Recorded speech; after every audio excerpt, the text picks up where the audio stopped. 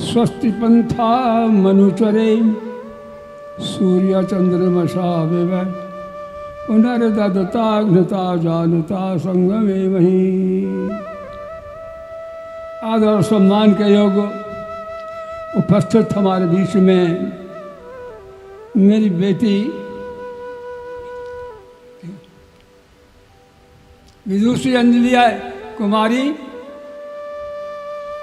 और मेरे सामने बैठे हुए मेरे भद्र पुरुषों, मेरे बेटा पोते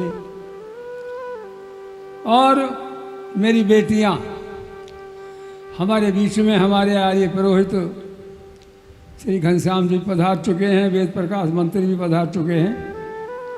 आए, सभी का स्वागत है। प्यारे भाइयों, प्रातःकाल यज्ञ पर अंजलि आर्या कुछ धर्म की व्याख्या कर रही थी। धर्म क्या है? लोगों ने धर्म का उल्टा अर्थ कर लिया। हमारे कवियों ने, संस्कृत के विद्वानों ने कहा धर्म एव हतौ हन्ति धर्मो रक्षिति रक्षिता। इन्होंने धर्म की रक्षा की है, धर्म उसकी रक्षा करता है, और जिसने धर्म का नाश किया है धर्म उसका नाश कर देता है। अनित्यानि शरीराणि वही न शाश्वता नित्यम सन्निहितो मृत्यु कर्तव्यो धर्म संग्रह। ये शरीर अनित्य है, ये नित्य रहने वाला नहीं है, ये तो संसार से चला जाना है।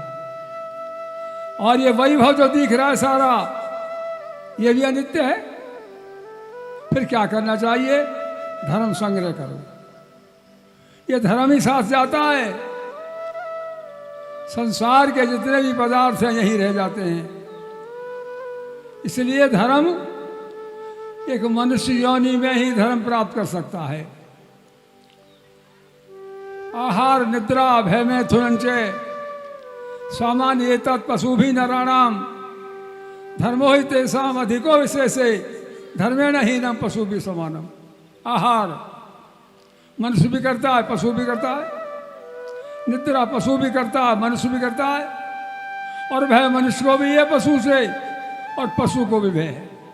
सांप से मनुष्य डरता है और सांप मनुष्य से डरता है। शेर भी डरता है और शेर से मनुष्य डरता है। आहार निद्रा भय मैथुन। संतान पैदा पशु पक्षी भी करते हैं, सुनो बेटियों, और मनुष्य भी करता है। एक सी समानता रही पशु में और मनुष्य में, अंतर क्या रहा? इसलिए कवि ने कहा आहार निद्रा भय मैथुनंचे सामान्य तत् पशु भी नराणाम धर्म हो तेषाम अधिको विशेष धर्मेण हीनम पशु भी समानम। अगर धर्म नहीं है तो मनुष्य पशु के समान है। इसी प्रकार से हमें धर्म को इकट्ठा करना चाहिए, धर्म कमाना चाहिए, धर्म ही साथ जाता है। धर्म के बगैर मनुष्य पशु के समान है। तो इसी प्रकार से हमारे शास्त्रों में एक व्याख्या की है। धर्म के 10 लक्षण बताए हैं। धैर्य क्षमा दमो स्तयम शौचम इंद्रिय निग्रह धीर विद्या सत्यम क्रोधा दशकम धर्म लक्षणम। धैर्य कहते हैं धैर्य को। मनुष्य के अंदर धैर्य है तो बहुत कुछ है, और धैर्य नहीं है तो मनुष्य धर्म नहीं कमा सकता। दूसरा लक्षण है क्षमा। क्षमा जबरदस्त पर तो अपने आप ही है, कमजोर पर क्षमा कर देना क्षमा है। तीसरा दमो, दमा मन पर काबू करना। अस्तयम, चोरी का त्याग। मन की, वचन की, कर्म की चोरी करता है वो धर्म नहीं है। धैर्य क्षमा दमो अस्तयम। शौचम, पवित्रता। अब अष्टयम के ऊपर थोड़ी व्याख्या बोलूंगा। राजा भोज के राज्य में एक ब्राह्मण बड़ा विद्वान भूखा मरने लगा। राजा भोज ने समझा, ब्राह्मण ने समझा मैं क्या करूं। बड़ा विद्वान ब्राह्मण था, मांगू तो नहीं, मांगना तो नीच कर्म है, ऐसे मांगना नीच कर्म आता है हमारे वेदों में। फिर ब्राह्मण ने निर्णय लिया कि चोरी कर लूं। ऐसे मांगने से चोरी अच्छी बताई, फिर चोरी कहाँ करूं। राजा भोज के महल में चोर दरवाजे से घुस गया। जाकर के देखा महल में बहुमूल्य वस्त्र पड़े, सोने चांदी के ढेर लग रहे थे। चद्दर बिछा दी ब्राह्मण ने, सोने चांदी की गठड़ी बांध ली। अब हम जो कोई काम करते हैं तो एक संकल्प होता है, फिर विकल्प होता है। संकल्प हुआ चोरी कर लूं, गठड़ी बांध ली, विकल्प हुआ चोरी भी पाप है। जब चोरी पाप है तो चद्दर खींच ली। फिर आया विवक्षम पिबना करोति पापम, अरे भूखा क्या नहीं करता। फिर चद्दर बिछा ली, धन बांध लिया। फिर विकल्प आया, पाप कर रहे हो, चोरी तो पाप है, फिर खींच ली। सारी रात्रि में चोरी करने में ब्राह्मण कामयाब नहीं हुआ। संकल्प और विकल्प। अब 4 बज गए। राजा भोज को जगाने के लिए बाजे बजने लगे दरवाजे पर, हाथी चिंगार हारने लगे। अब ब्राह्मण ने समझा जाग हो गई महल में, कहाँ जाऊं, कहाँ छिपूं। राजा भोज की सैया के नीचे छुप गया। राजा भोज उठे, आंख मलते हुए इतना बड़ा वैभव देख करके प्रफुल्लित हो गए।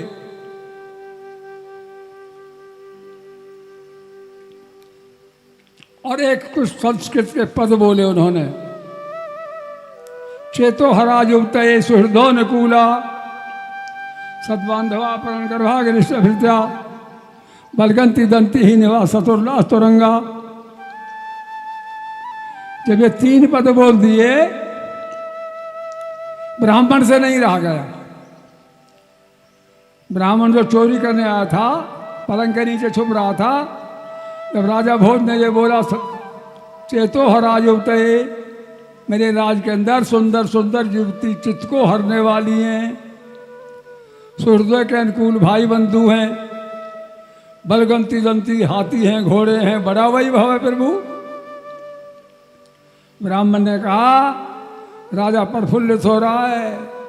चेतो हराज युवते सुहृदोनुकूला सद्बांधवा परन गर्भाग्निष्ठ भृत्या बलगंती दंती निवाह सतुर्लास तुरंगा।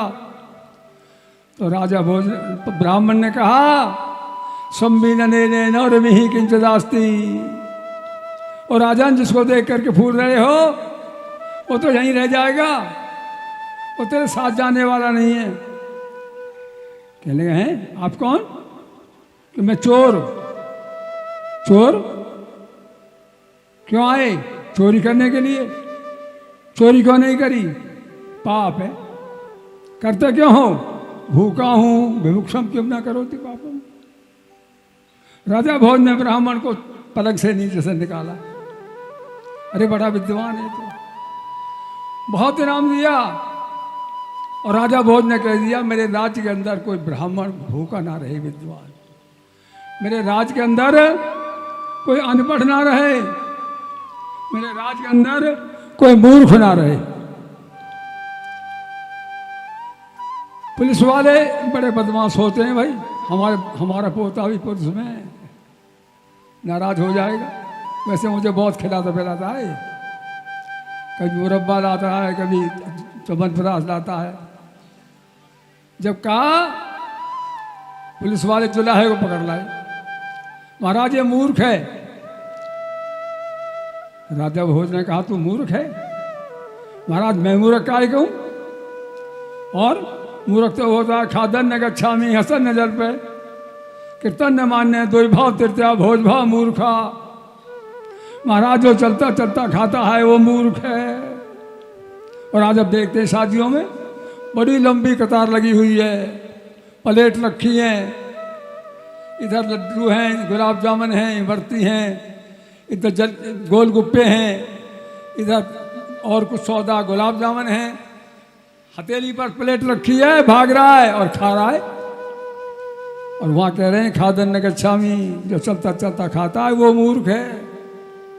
खादन न गच्छामि, हसन न जल पे।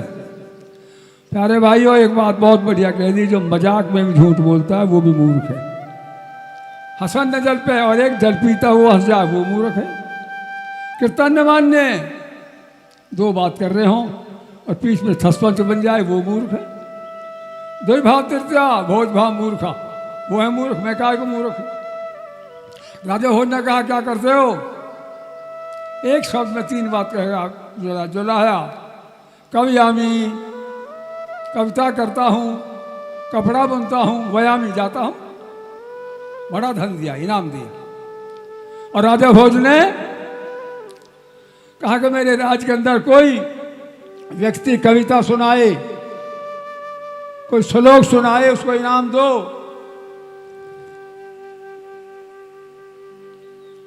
मेरी तरह के अनपढ़ चार इकट्ठे हुए, कविता सुनाने चलेंगे, हम इनाम लाएंगे।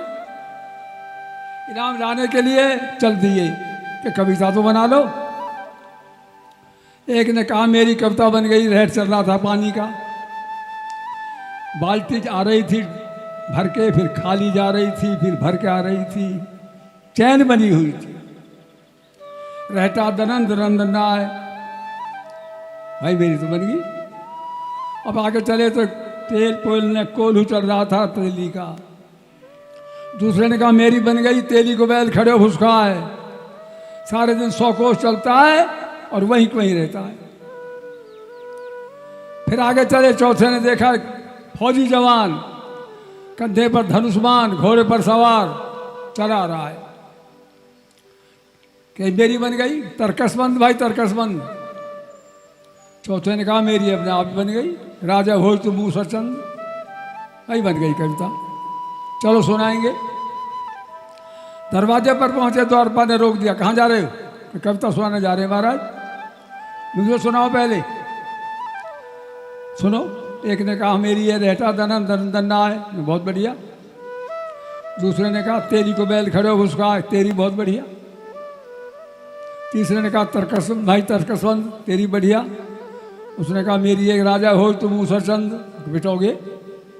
जिसे इनाम लेने जा रहे हो उसे मूसर चंद बता रहे हो। फिर क्या कहें? जो कहें ना राजा हो तो पूनों को चंद। चल भाई ऐसे कह देंगे। द्वारपाल ले गया कविता सुनाने, ये कविता सुना रहे हैं, सुना भाई। 9 मंत्री बैठते थे, नवरत्न कहते थे उनको, 9 कवि इधर उधर। पहले ने कहा महाराज मेरी है रहता दनन दनंदन्ना है। उसने कहा बहुत अच्छा। दूसरे ने कहा तेरी को बैल खड़े हो उसका है, कि तेरी भी ठीक। तीसरे ने कहा तर्कसबंद भाई तर्कसबंद, कि तेरी भी ठीक। चौथे ने कहा राजा भोज तू पूनों को चंद, खराब, खत्म हो गई, इसको जेल में डाल दो। उसने कहा मुझे मत डालो जेल में, इसे डालो। इसने बताइए मेरी तो और थी, क्या मेरी थी राजा भोज तू मूसर चंद। हाँ ये बढ़िया। नवरत्न बैठते थे, उन्होंने कहा महाराज जी हमें बता दो। जब ये कह दिया राजा भोज तू पूनों को चंद, तो कविता बिगड़ गई। और जब ये कह दिया राजा भोज तू मूसर चंद, तो बन गई। देखो रहता दनन दनन दन्ना, संसार का चक्कर चल रहा है। कोई आ रहा है, कोई जा रहा है। बाल्टी एक भर के आ रही, दूसरी खाली जा रही है, फिर भर के आ रही है, खाली जा रही है। ये संसार का ऐसा चक्कर है। तेरी को बैल खड़े उसका है, 100 कोस चलता है। जीवन सारा गंवा दिया हमने, कुछ किया नहीं तेरी बैल की जैसे। उसने कहा फिर कैसे करें? तर्कसबंद भाई तर्कसबंद। प्रधान जी आगे आ जाओ। जैसे नौजवान यहाँ जाओ, कुर्सी पर जाओ। तर्कस में से तीर तैयार रहता है, ऐसे काम करने के लिए तैयार रहना चाहिए। और ऐसा नहीं करता तो राजा भोज तू मूसर चंद। तो इस प्रकार से प्यारे भाइयों ये जीवन क्षण भंगुर है मेरी बेटियों। धर्म कमा लो, धर्म का जीवन ही जिंदगी है। बिना धर्म के बेकार जीवन, मनुष्य जीवन अमूल्य वस्तु, नहीं मिलता है बार बार जीवन। अगर धर्म बच जाए, जान देकर बना से जाए 100 बार जीवन। एक जीवन तो चीज क्या है, निसार इस पर 1000 जीवन है। मौत बेशक महाभयानक ग्रास हृदय का कर रही है, लेकिन धर्म एक ऐसी वस्तु है जिससे मृत्यु भी डर रही है। प्यारे भाइयों, हमने धर्म को छोड़ दिया, उल्टा रास्ता पकड़ लिया। वेद में एक शब्द आता है मनोभाव, तू मनुष्य बन। दुनिया के जो ग्रंथ हैं, कुरान शरीफ कहता है मुसलमान बन, बाइबल कहती है ईसाई बन, और गुरु ग्रंथ कहता है सिख बन, जैन मत कहता है जैनी बन, लेकिन वेद कहता है मनोभाव, मनुष्य। एक वेद कहता है मनुष्य बन, और एक बात और कह दिया गया कि दैवम जन्म, और देवता पैदा कर। मनुष्य बन के ही देवता पैदा करता है, और जब मनुष्य ही नहीं है हम, तो देवता कैसे पैदा करेंगे? इसलिए मनोभाव और दैवम जन्म, देवता पैदा कर। संसार के अंदर एक कवि ने बड़ी सुंदर बात कह दी है, मनोभाव, तो मनुष्य बन। हमने कहा मनुष्य तो हम हैं, हमारे 2 हाथ हैं, 2 पैर हैं, 2 आँख हैं, 2 कान हैं, नाक है, फिर अब क्यों कह दिया वेद ने मनुष्य बन? उसने कहा मनुष्य आकृति से नहीं बनता, मनुष्य बनता है विचारों से। हमारे विचार मनुष्य के होने चाहिए। बता तू मानव है कैसा जब मानवता का काम नहीं? ईश्वर भक्त बने कैसे जब पाया ईश्वर का धाम नहीं? 4 वेद का मरम न जाने, करता बात सनातन की, त्यागी बनकर फिरा जगत में, वृत्ति ना रोकी मन की। पर उद्देश्य सुनावे बढ़ी आदत रही कृति घन की, सन्यासी बन फिरा जगत में, बात करे अपनेपन की। धन की लौलुपता में तूने जपा ओम का नाम नहीं, बता तू मानव है कैसा जब मानवता का काम नहीं? मंदिर देखे बड़े बड़े कि अमन का मंदिर साफ नहीं। बड़े मंदिर देखे हरिद्वार में, वृंदावन में, गया जी में, और अब तो कोकला वन में भी है। मंदिर देखे बड़े बड़े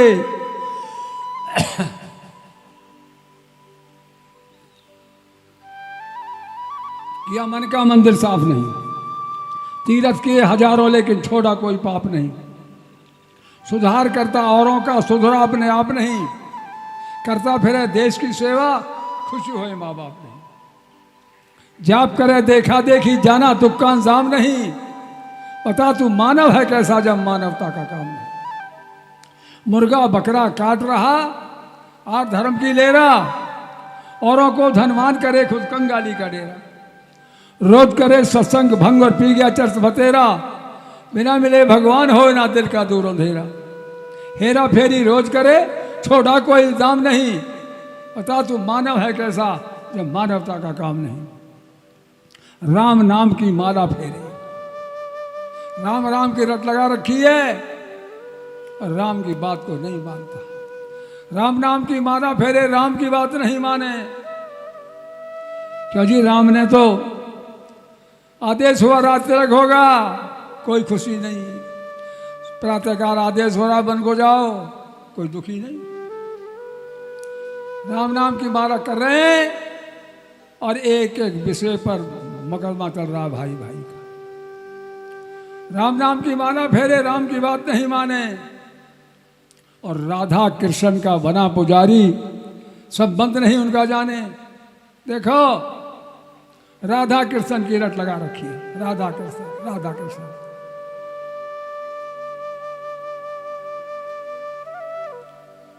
अब उनसे कोई पूछे भाई राधा कृष्ण का क्या नाता है? प्यारे भाइयों और मेरी बेटियों, पुराण में लिखा है राधा कृष्ण के बाएं पसवाड़े से पैदा हुई,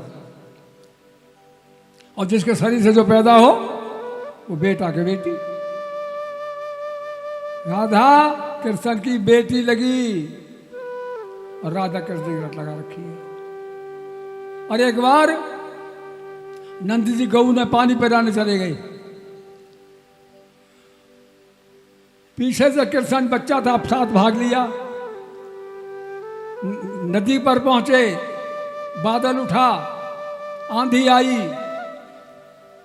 नंद जी को बड़ी चिंता हुई, बच्चा साथ आ गया और आंधी आ रही है, तूफान आ रहा है, कहीं से राधा चली आई। नंद जी ने कहा, राधा इस मेरे बेटे को दशोदा को दे दीजिए, आंधी आ रही है। दशोदा ने बच्चा गोदी में उठा लिया। कृष्ण बच्चा था, दशोदा जवान थी। पुराण में लिखा है, वही ब्रह्मवेद पुराण में, उठा लिया। बच्चा जब दूसरी माँ के पास जाता है तो रोता है।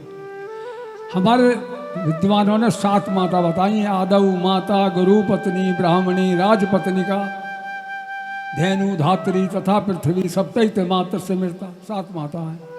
और 5 पिता हैं, जनिता, चोपनेता, यस्य विद्याम पृच्छति, अन्नदाता, भैत्रता, पंचैत पितृ से मिलता। तो माता की गोद में गया, रोने लगा बच्चा। दशोदा ने, राधा ने अपनी चूची से दूध पिलाया कृष्ण को, और जो दूध पिलाती है वो मां बन गई। उसी पुराण में लिखा है आगे, लड़ाती जा रही है, चुम्बन लेती जा रही है, प्यार करती जा रही है। प्यारे भाइयों, एक तामियाना तो लगाने से लगा, ये चौपाट बनाने से बनी है। वहां लिखता है पुराणकार, एक बहुत बड़ा मंडप बन गया अपने आप, बहुत बड़ी सेज, बहुत बड़ा पलंग, बहुत बड़े फूलों की महक आ रही, सारा वातावरण सुगंधित। कृष्ण जी जवान बन गए, राधा ने अपनी काम वासना शांत किया। कितना घोर पतन धर्म के लिए करता। राधा कृष्ण का बना पुजारी, संबंध नहीं उनका जाने। अरे गीता पढ़ी जिंदगी सारी, फिर भी घेरा ममता ने, महापुरुषों की नकल करे धोखा दे रहा जनता ने। भजन लाल जी लिखते हैं, भजन लाल की कर सींचे ते पावे फल बादाम नहीं। बता तू मानव है कैसा, जब मानवता का काम नहीं। इसलिए प्यारे भाइयों, हमें धर्म का अनुसरण करना है। थोड़ा मुझे पता था कि बोलना, तो इस प्रकार से प्यारे भाइयों, हमें धर्म का अनुसरण करना है तो धर्म पर चलें, धर्म का परित्याग नहीं करें, धर्म पर अड़िग रहें। और जो धर्म पर रहता है, धर्म उसकी रक्षा करता है। हमारे वेद और शास्त्रों में जहाँ धर्म की व्याख्या की है, वहाँ धर्म को ईश्वर से मिला दिया है। ये जीवन तो छद्म भंगुर है, जाएगा, चला जाएगा। वहां पर आहार निद्रा भय में तुरंत है, सामान्य तत्पशु भी नाम, इस प्रकार की व्याख्या करते हुए कब लिखता है कि यदि हमारे अंदर न ये शान विद्या, तपो न दानम, जाने न शीलम, गुणान धर्मे, ते मृत्युलोके भूई भार भूता, मनुष्य रूपेण मृगाश्चरंती। मनुष्य के अंदर विद्या नहीं है, तप नहीं है, दान नहीं है, निशान विद्या, तपोन दान, ज्ञान नहीं है, शीलता नहीं है, गुण नहीं है। ते मृत्युलोक, इस मृत्युलोक में 2 लोक हैं, एक मृत्यु लोक, एक जन्म लोक है, यहीं पर, बाहर नहीं है कहीं भी। मर करके कहीं नहीं जाना है, आना यही है। बड़ी सुंदर बात कवि ने लिख दी है, हमें कहीं नहीं जाना। वांसासी जीर्णाय यथा व्याहाय, नवानि गिरनाति नरो प्राणी, यथा शरीरानि व्याहाय जीर्णा नयन संति नवानि देही। पुराना वस्त्र उतार दिया, नया पहन लिया, ये जीवन है।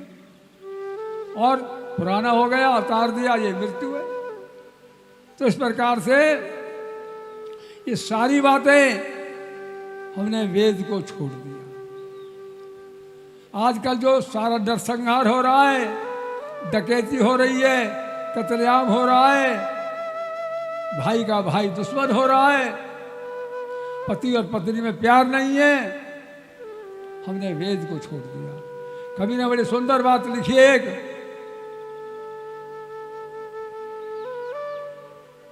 यदि हमने वेद पढ़े होते, खोकर अपनी गुरुता जग में अपमानित नहीं हुए होते, यदि हमने वेद पढ़े होते, उस परम शक्ति का सत्य ज्ञान भटके मानव को मिल जाता, जो एक अनेकों रूप लिए दास सभी को हो जाता। यदि पंच यज जाने होते, ना समझ मनुष्य ने पत्थर के या पुतले नहीं गढ़े होते, यदि हमने वेद पढ़े होते। संग संग चलने में सुख पाते, संभाषण होता जन जन का, मंत्रणाएं सभी संग संग करते, शुभ चिंतन होता हर मन का। यदि इधर नमम हम गुण लेते, सड़कों पर बहता खून नहीं या कत्ले आम नहीं होते, यदि हमने वेद पढ़े होते। वो परम पिता है निराकार, हम सब आपस में भाई हैं। देश धर्म की दीवारें नफरत आप बनाई हैं। पृथ्वी को माँ माना होता, बेटों के हाथों माता के या टुकड़े नहीं हुए होते, यदि हमने वेद पढ़े होते। तकनीक सभी है वेदों में, सब कुछ है वेदों में, तकनीक सभी है वेदों में, अफसोस समझ से दूर रही हैं सकल कलाएं वेदों में, जो अपने युग का नूर रही। वैदिक विज्ञान समझ लेते, भ्रमित हुए चौहारों पर चौराहों पर ये बच्चे नहीं खड़े होते, यदि हमने वेद पढ़े होते। है शासन को सब सूत्र सुरभ पढ़कर देखो तो जानोगे, कर्तव्य प्रजा और राजा के लिए धर्म सभी पहचानोगे। अर्थतंत्र जाने होते, छोटे छोटे देशों के आगे भिखमंगे नहीं हुए होते, यदि हमने वेद पढ़े होते। अग्नि ने सुप्ता राय की अंतर मन से उठती पुकार, धीमहि वरेण्यम भर्गो ये जन जन के होते सद्विचार। दुनितानी पराश्वय जपते, दौलत की खातिर बच्चों के सर कट कर नहीं चढ़े होते, यदि हमने वेद पढ़े होते। प्यारे भाइयों, विश्वास नारियों में होता कुछ करने और कराने का, सद्ज्ञान नारियों में होता अपनी संतान बनाने का। मात्र देव जन्मन होते, लपटों में अबला नारी के तन जिंदे नहीं जले होते, यदि हमने वेद पढ़े होते। दुहिता दो कुल की उजियारी, यज्ञों की पावन धूम प्रदूषण सारे जग को हर लेते, गुरुकुल गौरव पर खड़े हुए युवकों को सही दिशा देते। योग क्षेम जाने होते, जो सर कदमों पर झुकते थे, कर्मों पर नहीं हंसे होते, यदि हमने वेद पढ़े होते। और प्यारे भाई आगे लिखता है कभी, दुहिता दुहिता दुहिता दूर हिता। बेटी को दुहिता कहा है दूर दूर देश में, और आज बेटी भी कुछ अलग कर रही है बात, और हम दुहिता के भाव को नहीं समझ पा रहे। दुहिता दो कुल की उजियारी, अगर दुहिता ठीक है तो दो कुल जगमग जाएगा, अपना कुल, पिता का कुल और पति का कुल। दुहिता दो कुल की उजियारी, पुत्रों संपाति प्यार सदा। वधुओं को मिलता पति गृह में, गृह लक्ष्मी का अधिकार सदा। कन्याएं होती ज्ञानमयी, अरमान बेटियों को अपने मिट्टी में नहीं मिले होते, यदि हमने वेद पढ़े होते। अनंत अनादि निराकार कण में आप समाया है, आवास बनाए क्या उसका जिसने संसार रचाया है। सृष्टि को पहचाना होता तो मंदिर मस्जिद गुरुद्वारे आपस में नहीं लड़े होते, यदि हमने वेद पढ़े होते। इसलिए वेद सिद्धांत ने कहा, आओ वेदों की तरफ लौटो, वेदों की शिक्षा लो, वेदों की बात मानो। एक संसार के अंदर एक वेद ही ऐसा पुस्तक है, ऐसा ग्रंथ है ईश्वरीय ज्ञान, जिसमें यह कहा तुम मनुष्य बनो, मनुष्य बनो, मनोरभव दैवम जन्म, और देवता पैदा करो। तो हमें मनुष्य बनना सिखाता है वेद, इसलिए हमें वेद का पढ़ना चाहिए। प्यारे भाइयों, इसी ध्यान नहीं आते तो ये देश का लक्ष्य कुछ और ही। यहां पर आप बैठ नहीं पाते। मैं गर्व के साथ कहता हूं प्यारे भाइयों, जिस धरती पर आप बैठे हुए मस्जिद थी, यहां मस्जिद थी। एक तूफान आया, एक आंधी आई, कुछ हमारी मदद की, और आज यहाँ चौपाट बना दी। जहाँ हायर सेकेंडरी स्कूल है, वहाँ ईदगाह थी। हमारे बुजुर्गों ने तोड़ ताड़ के आज हाथ सेकंड शुक्र बना दिया। यदि हमने वेद पढ़े होते, महर्षि दयानंद की बात मान लेते हम। प्यारे भाइयों, दयानंद ने बड़ा देश को बहुत बड़ा उपकार किया। एक बात कह करके समाप्त करूंगा केवल, क्योंकि हमारी बेटी बैठी है, पूरे भारत में घूम घूम करके वैदिक धुन भी बजा रही है, और हमारे छोटे से गांव के लिए स्वयं आपने समय दिया है। हमारा बहुत बड़ा सौभाग्य है। तो प्यारे भाइयों, महर्षि दयानंद समाधि लगाकर बैठे फर्रुखाबाद में। कवि लिखता है, गंगा किनारे समाधि लगाए, था ईश्वर की ज्योति से ज्योति मिलाए, खुली आंख तो एक देखा नजारा, बताते हुए बहती असुर धारा। ये देखा कि एक देवी रखते जिगर को, बहा करके गंगा में लौटी है घर को। है तन पर के जिसके एक फटी एक साड़ी, वो पैरों से नंगी है सर से उघाड़ी। लपेटा था जिसमें जिगर का वो टुकड़ा, चली ले वापिस कफन का वो टुकड़ा। ये पूछा ऋषि ने, बताओ माता, बहाया ये गंगा में ये तूने क्या था? ऋषि ने देखा कुछ बहाया इस देवी ने, इस माँ ने बहाया था गंगा में, ये तूने क्या था? गिराती हो क्यों इतना नैनों से पानी? सुनाओ मुझे आज सारी कहानी। वो बोली कि मैं एक हूँ दीन बेवा, नहीं दूसरा कोई है सुध का लेवा। हुआ मुझ पे ईश्वर का प्रकोप भारी, बच्चे को मेरे गई हो बीमारी। न था पास पैसा जो करती दवाई, किसी को न किंचित दया मुझ पे आई। विदा हो गई रूह लखते जिगर की, इधर की रही ना मैं उधर की। बस ये लाश उसकी बहा के चली हूं, जो था अपना सब कुछ लुटा के चली हूं। ये सुनकर ऋषि ने भरा आका डारा, इस टुकड़े से, इस बच्चे से क्या ये टुकड़ा प्यारा, जो गंगा बहा के चली बीच धारा। उसने कहा, स्वामी जी मैं समझती हूं, इस टुकड़े को ढक लेगी अंचल में गंगा। जो मेरा जिगर का टुकड़ा है, इसको गंगा अपने अंचल में ढक लेगी, और इस टुकड़े बिना रहता तन मेरा गंगा। मैं इसको जाके अपनी साड़ी में जोड़ लूंगी, और मैं इससे अपना तन ढाप लूंगी। सुनी जब ऋषि ने दुख की कहानी, नहीं बह सके रोक आंखों का पानी। रो पड़े, न बहना की मृत्यु पे आंसू बहाए, चचा जी मरे तब भी ना डगमगाए। गरीबी पे भारत के वह रोया इतना, कि चेतक के मरने पे प्रताप जता। गंभीर दृष्टि से सोचा था ऐसे, वतन की गरीबी करूं दूर कैसे। मोक्ष के आनंद को ठोकर लगाई, 18 घंटे की समाधि लगाने वाले ने मोक्ष का आनंद छोड़ दिया। प्यारे भाइयों, मोक्ष कोई छोटी मोटी बात नहीं है। मोक्ष का आनंद मनुष्य जल्दी बात में चला जाता है। 4 अरब 32 करोड़ वर्ष की एक होती है दिन, ब्रह्म दिन, और 4 अरब 32 करोड़ वर्ष की होती है ब्रह्मरात्रि। ऐसे 76,000 वर्ष की दिन और रात को भोगने वाला जीवात्मा मोक्ष में रहता है। लेकिन ठोकर लगा दी, मैं मोक्ष का आनंद लूंगा, मेरा देश, मेरा भारतवर्ष सोने की चिड़िया कहलाने वाला, जो बिना कफन के लाश नंगी बही जाती है। सोने की चिड़िया कहलाने वाला देश। रो पड़ा स्वामी जी। स्वामी जी रो रहे थे, और वो देवी तो दहाड़ मार के अपने गांव की तरफ चली गई। महर्षि दयानंद की निद्रा खो गई, विचार में डूब गए, और कहा जिस देश के अंदर लाश नंगी बहाई जाती हो, वो देश सोने की चिड़िया कहा जाता था।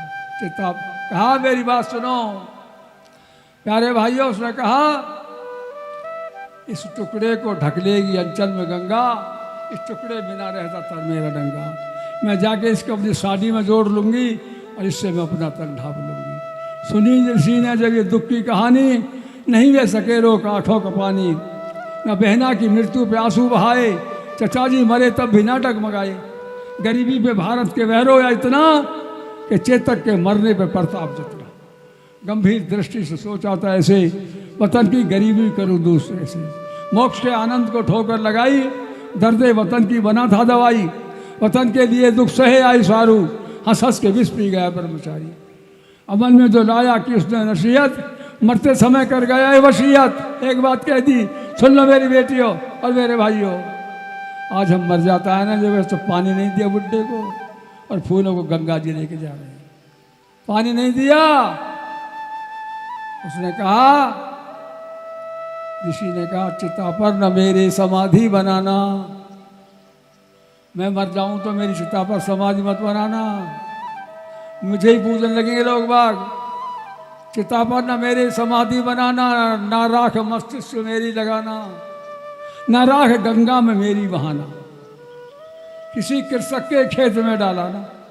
ये राख वहाँ खाद का काम देगी कि कृषि बेचारे की खेती बढ़ेगी। कहाँ तक करें उनकी नीति का वर्णन, लिख करके एक चिट्ठी भेजी थी जर्मन, और कहा बस केवल इतनी कृपा कीजिए, कुछ बच्चे भेजूं शरण में तुम्हारी, उसी के वहाँ पहुँचकर दस्तकारी। पत्र का उत्तर वहाँ से जो आया, कई हजार हर एक पे खर्चा बताया। पढ़ा पत्र ऋषि ने, पड़ गया चेहरा फीका, लगा कांपने हृदय उस महर्षि का। कहा, जिस देश के अंदर तन ढकने के लिए कपड़ा नहीं है, मुर्दे के लिए कफन नहीं है, 1000 रुपया कहाँ से देगा? मेरा देश गरीब है। पत्र लिखा वापस और कहा, महाराज बस केवल इतनी कृपा कीजिए, बिना फीस विद्यार्थी पढ़ा दीजिए। पढ़ा पत्र ऋषि ने, पढ़ा पत्र जर्मन वालों में ऋषि ने लिखा था, आंसुओं से भीगा दहला गया दिल हर जर्मनी का, और कहा कुछ चिंता न कीजिए, बिना फीस विद्यार्थी भेज दीजिए। प्यारे भाइयों, पत्र का उत्तर जो यहाँ से जो आया, वहाँ से आया, वहाँ से तो ऋषि आत्मा चल बसा था। यहाँ से चले गए संसार को छोड़कर, बड़ा उपकार कर गए। तो इसलिए मेरे प्यारे भाइयों, मैंने कुछ थोड़ी व्याख्या की है, इसलिए हमारी आर्य समाज के अधिकारी बाद में आए हैं, कह रहे होंगे कि अंजलि को क्या बुलाए, तो अपना ही भाषण दे रहा है। प्यारे भाइयों, मैं कुछ मेरे ये रिकॉर्ड हो रहा है, मैं अब संसार से जाने वाला तो हूँ, तो इन्होंने कहा कुछ बोल जाओ, जो हम आपकी बात को पढ़ते रहें, देखते रहें। तो इसलिए मैंने कुछ इसलिए बोला है। मैं आपके और बेटी अंजलि के बीच में ज़्यादा देर रहना नहीं चाहता, वो अब आएंगी, आपको सारी बात बताएंगी। इसलिए मेरी बात आपने सुनी, मैं आपको बहुत धन्यवाद करता हूँ और अपनी बेटियों को धन्यवाद करता हूँ। ओम सम।